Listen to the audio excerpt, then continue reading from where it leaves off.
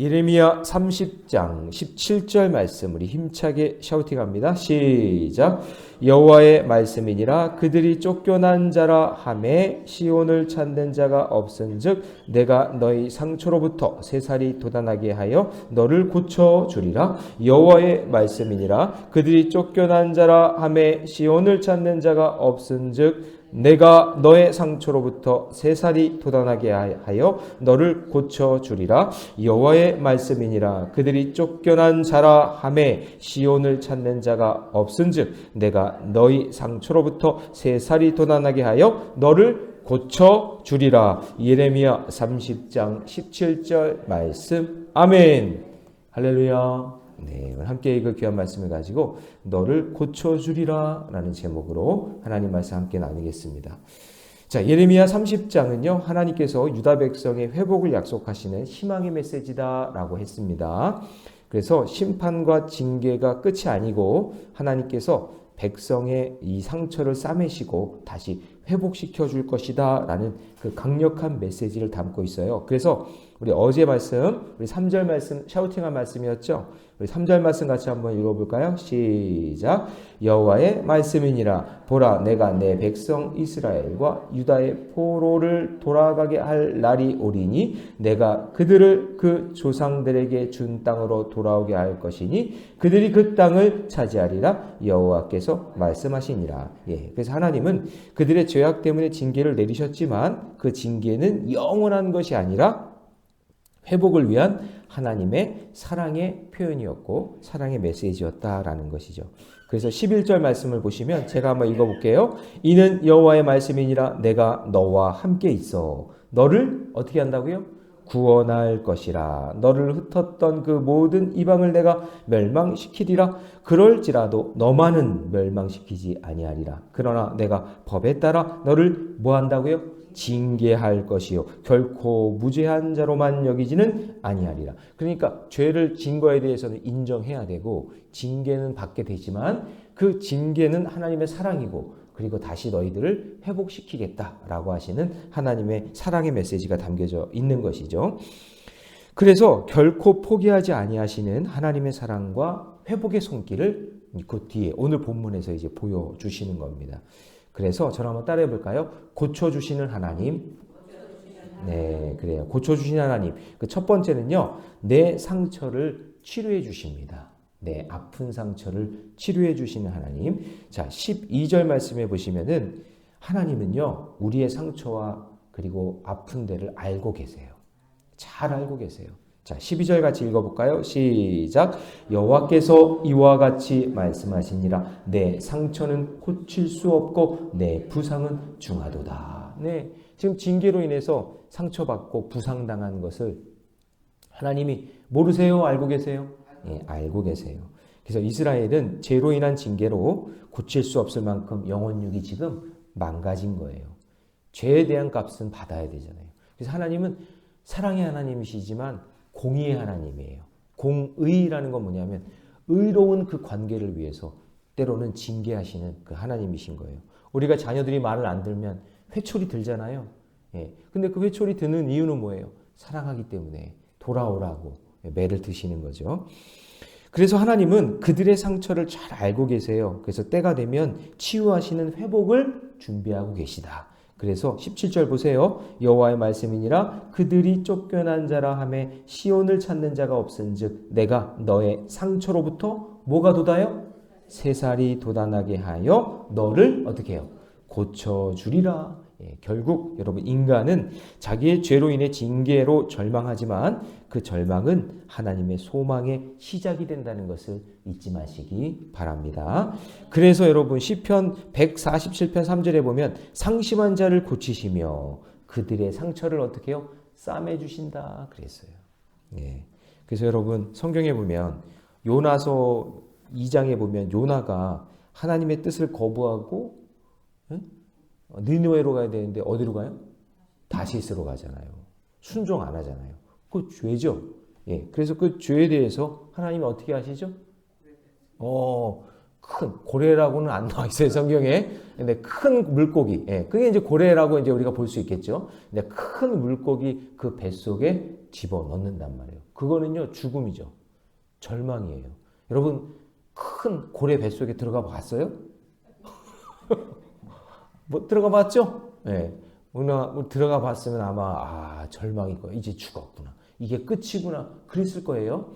그렇지만 그 절망 가운데 있을 때 하나님은요. 그렇게 절망 가운데만 있는 게 아니라 다시 그 큰 물고기가 토해내서 하나님이 가라는 니느웨로 가게 하신다. 그런 얘기죠. 그래서 하나님은 반드시 회복의 기회를 주신다라는 것을 잊지 마세요. 여러분 인생의 절망이 찾아왔을 때 그게 내 죄로 인해 서든지 아니면 다른 사람의 죄로 인해 서든지 우리 가정이나 내 인생에 절망이 왔을 때 포기하지 말고 주께로 나와 부르짖어야 돼요. 하나님 다시 세워주세요. 일으켜 세워주세요. 그래 기도할 때 하나님 회복의 역사를 이루어 주실 줄 믿습니다. 어떤 한 남성이요 오랜 직장 생활을 위해서 갑자기 해고를 당했어요. 그래가지고 깊은 우울에 빠졌는데요. 하나님께 돌아와서 계속 기도했어요. 하나님 제가 잘못한 게 없는데 왜 이렇게 고난을 주십니까? 저한테 이 해고의 이 깊은 상처를 왜 이렇게 주십니까? 왜냐면은 인정받고 잘 쓰임받았는데 갑자기 누명을 쓰게 되고 모함을 당해서 회사에서 권고해지게 된 거예요. 그게 얼마나 슬프고 가슴이 아파요. 근데 그 아픔을 그냥 계속 품고 있는 게 아니라 하나님께 나와서 기도하고 또 열심히 말씀 묵상하고 또 봉사하고 하다 보니까 결국 어떻게 됐냐면 그 아픈 상처가 치유가 되어서 살아나게 된 거예요. 그리고 난 다음에 이 아픈 상처와 이런 것들을 그냥 어떻게 해결하는 방법을 모르는 사람들도 있을 것 같으니까 자기가요 도리어 상담 공부를 대학에 들어가서 상담 공부를 한 거예요. 그래서 상담사 자격증을 따가지고는요 많은 사람들의 상처를 치유하고 고쳐주는 그런 사역을 감당하게 됐더래요. 할렐루야. 그러니까 자기는 절망했고 그리고 너무나 낙심했지만 하나님이 그것을 절망이 아니라 소망으로 바꿔주시고 희망으로 바꿔주셔서 귀하게 쓰임받는 역사가 일어나잖아요. 그러니까 여러분의 인생도 마찬가지예요. 내가 큰 물고기 뱃속에 들어가거나 아니면 큰 상처와 아픔 때문에 절망하게 되더라도 포기하지 말고 다시 일으켜 세워주시는 주님을 바라보면서 믿음의 길 걸어가시기 바랍니다. 자, 적용 질문 봅니다. 하나님이 고쳐주시기 원하는 나의 상처와 수치는 무엇입니까? 혹시 상처가 있고 수치가 있을 때 피하거나 도망 다니거나 감추지 말고 하나님께 간절히 기도하세요. 하나님은 못 고쳐주실 질병이 없으신 분임을 믿으시기 바랍니다. 나의 죄를 회개하고 나의 치유하시는 그 하나님을 의지할 때 맡길 때 고쳐주시는 은혜를 경험하게 될 줄로 믿습니다. 자, 두 번째 고쳐주시는 하나님은요 모든 관계를 회복시켜 주십니다. 자, 하나님의 징계는요 단순한 분노가 아니라 사랑의 표현이고 회복으로 가기 위한 출입문이에요. 그러니까 여러분 하나님께서 뭔가 나에게 징계를 주셨다 그러면 피하지 마세요. 외면하지 말고 하나님께 더 매달려야 돼. 그게 지혜로운 사람이에요. 그러니까 여러분 이게 하나님과의 관계에 있어서 지혜인데 내가 뭔가 문제가 있거나 절망 가운데 있을 때 하나님이 나를 징계하시는 것 같을 때 그때 지혜로운 사람은 하나님께 더 매달리는 거예요. 하나님 이 원인이 뭡니까? 하나님 왜 이 징계가 있습니까? 하나님 제가 죄를 졌으면 죄를 깨닫게 해주시고 이거를 고치고 회복되는 은혜가 있게 해달라고 하나님께 더 매달리는 거예요. 그러니까 여러분 18절에 보면은 이런 표현이 나오죠. 여호와께서 말씀하시니라 보라 내가 야곱의 장막에 포로들을 돌아오게 할 것이고 그러니까 하나님은 돌아오게 하시는 거예요. 그것 때문에 돌아오게 하려고 뭐를 주시는 거예요? 징계를 주시는 거예요. 여러분 징계하고 정죄는 다른 거예요. 정죄는 이게 심판 용어예요. 세상에서. 마귀가 우리를 정죄한단 말이에요. 너는 틀렸어. 너는 하나님의 자녀가 될 수 없어. 라고 하면서 우리를 포기하게 만드는 게 정죄고 징계는 뭐냐면 하나님이 우리를 돌아오게 하시려고 우리에게 잠깐 어려움을 주신다는 그런 얘기예요. 징계하고 정죄는 달라요. 근데 여기 왜 야곱의 장막에 포로들을 돌아오게 할 것이다 라고 했냐면 야곱이 이스라엘 백성의 시작이잖아요. 야곱의 이름을 나중에 뭐로 바꿔요? 이스라엘로 바꿔주잖아요. 근데 야곱이 어떤 사람이었어요? 뭐 어떤 사람이 사기꾼이고 뭐 그냥 얍삭 바르고 말이죠. 그리고 그냥 어떻게 장자권도 뺏고 축복권도 뺏고 하는 그런 사기꾼이잖아요. 성경에 나오는 최초의 사기꾼. 그런데 어때요? 그렇게 나쁜 짓 많이 하고 그렇게 힘들게 했던 그런 인생이지만 하나님이 야곱을 포기하지 않잖아요. 결국에는 양폭강 나루터에서 씨름해가지고 환도뼈 부러지고 회개하고 돌아와서 다시 세워주시잖아요. 그쵸? 예, 그런 거라는 거예요. 그래서, 자, 18절 말씀을 다시 한번 읽어봅니다. 다 같이 시작. 여호와께서 말씀하시니라. 보라, 내가 야곱 장막의 포로들을 돌아오게 할 것이고, 그 거처들의 사랑을 베풀 것이라. 성읍은 그 폐허가 된 언덕 위에 건축될 것이고, 그 보류는 규정에 따라 사람이 살게 되리라. 그러니까 여러분, 여기서 야곱은 이스라엘 백성들의 조상인데, 바로 우리를 이야기하는 거예요. 우리가 다 야곱 같아요. 그렇지만 하나님은 우리를 포기하지 않고 다시 회복시켜 주신다라고 말씀해 주시는 줄로 믿습니다. 자, 그래서 그 자손들, 그 믿음의 자손들이요. 20절로 갑니다. 20절 같이 있습니다. 시작. 그의 자손은 예전과 같겠고 그 회중은 내 앞에 굳게 설 것이며 그를 압박하는 모든 사람은 내가 다 벌하리라. 그러니까 하나님이 마지막 때에 우리를 다시 세워주시고 우리를 징계했던 그 악한 존재들은 하나님께서 벌하시겠다라고 말씀하시는 거예요. 그러므로 우리를 다시 회복시켜 주시는 그 하나님을 바라보셔야 돼요. 그래서 하나님과의 관계가 여러분 회복돼야 돼요. 오늘 주일에도 이제 이 관계에 대한 것을 말씀드려야 되는데 여러분 하나님은 우리와 언약이라는 그 관계 속에서 우리와 함께 하시는 거예요. 그래서 우리가 말씀에 순종하고 믿음의 길을 걸어갈 때 그때 하나님과의 관계가 돈독해지는 거예요. 근데 마귀는 어떻게 하느냐? 우리가 하나님과의 관계를 이렇게 좋은 거를 마귀가 싫어해요. 그러니까 하나님과의 관계를 끊어버리려고 한단 말이죠. 끊으려고 하는 거예요. 근데 그 마귀의 그 유혹이나 그 마귀의 계략에 넘어가면 안 되는 거예요. 그래서 우리는 그 언약 관계가 말씀과 기도기 때문에 자꾸 말씀을 붙잡아야 되는 거예요. 그 하나님과의 관계가 끊어지지 않게 하기 위해서. 믿으십니까? 네. 그래서 오늘 이 새벽에도 달려 나와서 그 말씀을 붙잡는 거예요.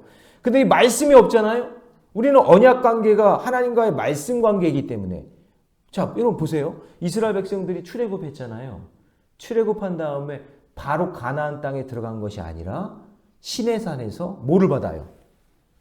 시내산에서 십계명 말씀을 받죠. 그게 뭐냐면 우리는 하나님과 언약 관계다 그런 얘기예요. 언약 관계. 그냥 가나안 땅에 쑥 들어가는 게 아니에요. 언약의 그 말씀을 받아야 되는 거예요. 이러한 관계 속에서 하나님과 너희가 내가 이런 관계가 있다. 이거 꼭 지켜야 된다. 이거 안 지키면 안 된다. 그러면서 아브라함에게는 쪼갠 고기 사이에 횃불이 지나가게 하잖아요. 그쵸? 그건 무슨 얘기예요?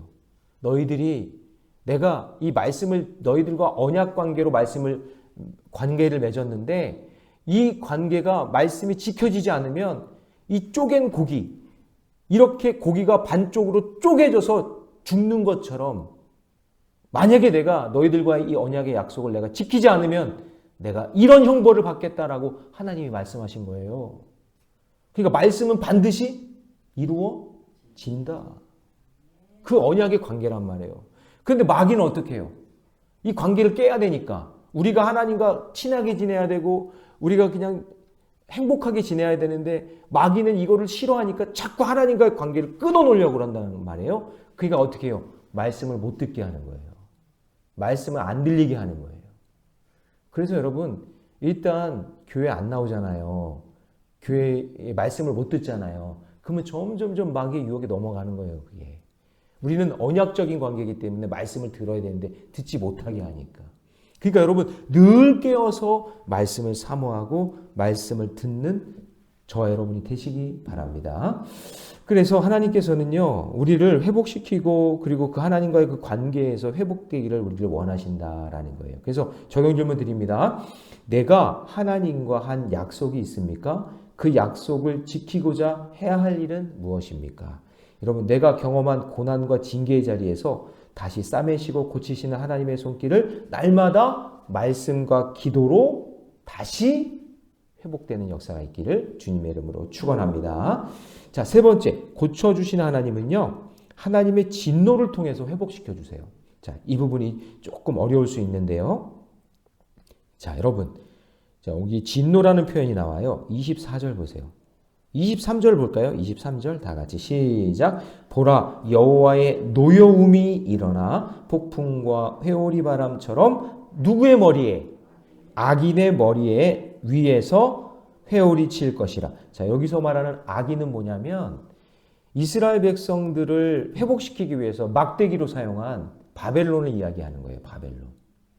그러니까 처음에는 이스라엘 백성들을 회복시키기 위해서 바벨론으로 포로로 끌려가게 하는 그 바벨론을 사용하시지만, 그렇지만 하나님은 그 악을 그냥 가만히 놔두는 것이 아니라 폭풍과 그냥 회오리 바람처럼 그냥 갑자기 일어나게 하셔서 사라지게 한단 말이에요. 그래서 여러분 역사 속에서도 보면은 바벨론이 페르시아의 고레스 왕에게 완전히 망하잖아요. 망해요. 그래서 그 고레스 왕 때 이스라엘 백성들이 다시 돌아오게 되는 거예요. 그러니까 여러분, 하나님의 진노는 여기 보면 23절에는 하나님의 노여움이라고 되어 있는데, 이거는 단순한 분노가 아니라 우리를 인격적인 관계로 회복시키시기 위한 하나님의 방법이에요. 그래서 자, 24절로 갑니다. 같이 읽습니다. 시작. 여호와의 진노는 그의 마음에 뜻한 바를 행하여 이루기까지는 돌이키지 아니하리니 너희가 끝날에 그것을 깨달으리라. 그러니까 하나님이 진노하세요. 그럴 때 하나님 왜 진노하지? 하나님 왜 화나셨지? 처음에는 못 깨달아. 아니, 하나님 사랑의 하나님이라며요. 저한테 왜 이런 고난을 주세요? 하나님 왜 화나셨어요? 이렇게 생각한단 말이에요. 그런데 그 진노가 시간이 지나고 나면 그 뒷부분에 뭐라고 되냐면 너희가 끝날에 그것을 깨달으리라. 하나님이 이것 때문에 화를 내셨구나. 하나님이 이것 때문에 진노하셨구나. 라는 것을 깨닫게 돼요. 그래서 로마서 그 8장 28절에 보면 하나님을 사랑하는 자 곧 그의 뜻대로 부르심을 입은 자들에게는 모든 것이 합력한다는 그 모든 것 속에는 하나님의 진노도 포함하고 있는 거예요. 하나님 왜 화나시죠? 하나님 왜 이렇게 우리를 진노하시죠? 라고 하지 말고 그 안에도 하나님의 뜻과 계획이 있다는 것을 깨달으시기 바랍니다. 그게 지혜로운 사람이에요. 그래서 여러분 한번 생각해 보세요. 출애굽한 이스라엘 백성들이 가나안 땅 정탐한 후에 불신과 불평을 해가지고 하나님이 진노하시죠? 그래서 어떻게 돼요? 광야에서 40년 동안 뺑뺑이 도는 거예요. 그런데 이스라엘 백성들이 그 광야 그 40년 동안에 하나님과의 관계를 통해서 하나님의 뜻을 발견하고 거기서 성숙한 하나님의 백성이 되는 거잖아요. 그리고 가나안 땅에 들어가요. 그렇죠? 나중에 그걸 깨닫게 되죠. 자, 예수님의 십자가 사건도 한번 볼까요? 예수님의 입장에서는 한번 생각해 보세요.